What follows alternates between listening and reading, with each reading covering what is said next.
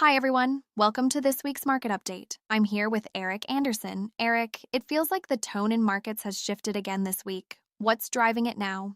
What's changed is that this is no longer just an oil story. It's becoming a policy problem. Geopolitics is effectively doing the tightening that central banks were hoping to avoid. Oil prices are elevated, bond yields are rising, and central banks are starting to openly acknowledge the inflation risk. And importantly, markets are no longer reacting to headlines, they're reacting to direction.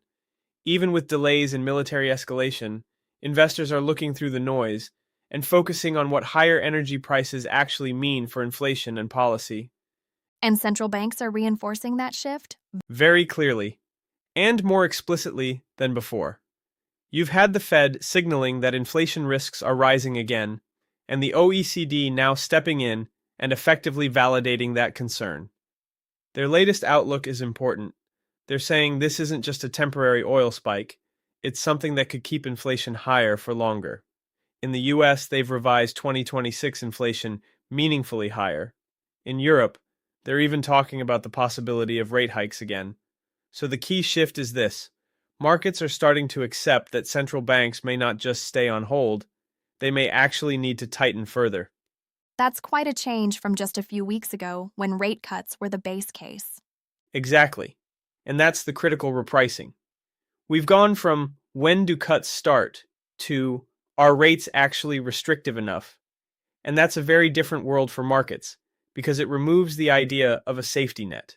If inflation is being driven by energy, central banks can't easily step in to support growth.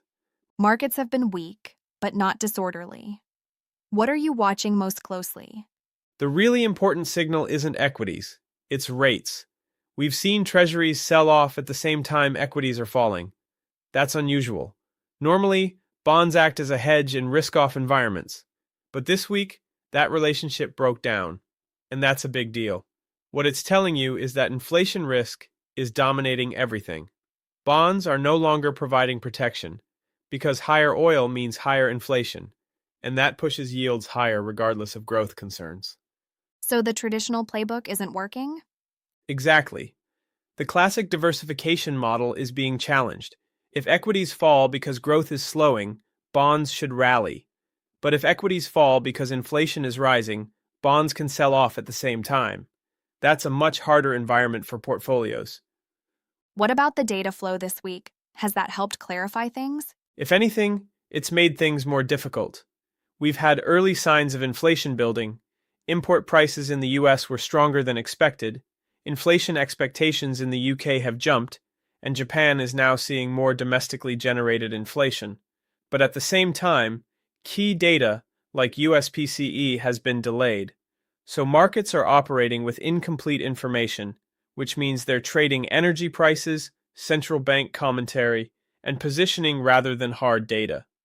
That tends to increase volatility and reduce conviction. And how is this playing out globally? It's becoming very uneven, and that's where the real story is. Energy importers are under pressure. You're seeing it in currencies. The Indian rupee hitting record lows, the yen weakening towards intervention levels. Policymakers are starting to respond, cutting fuel taxes, supporting bond markets, but those are defensive measures. The bigger issue is external balance stress. When oil is above $100, countries that rely on imports start to face pressure on growth, inflation, and currency stability all at once. You've mentioned before that the real risks often show up in credit before equities. Are we seeing that now? Yes, and it's subtle, but it's there. We're seeing signs of stress in funding markets, weaker bond auction demand, liquidity support measures in places like Korea, and earlier in the week, restrictions on withdrawals in parts of private credit. This is how tightening shows up in the real world. It doesn't start with defaults. It starts with liquidity tightening, higher funding costs, and reduced flexibility. And that's important because it tells you financial conditions are tightening even without central banks actively raising rates. That's it for this week. Stay tuned for more insights next time.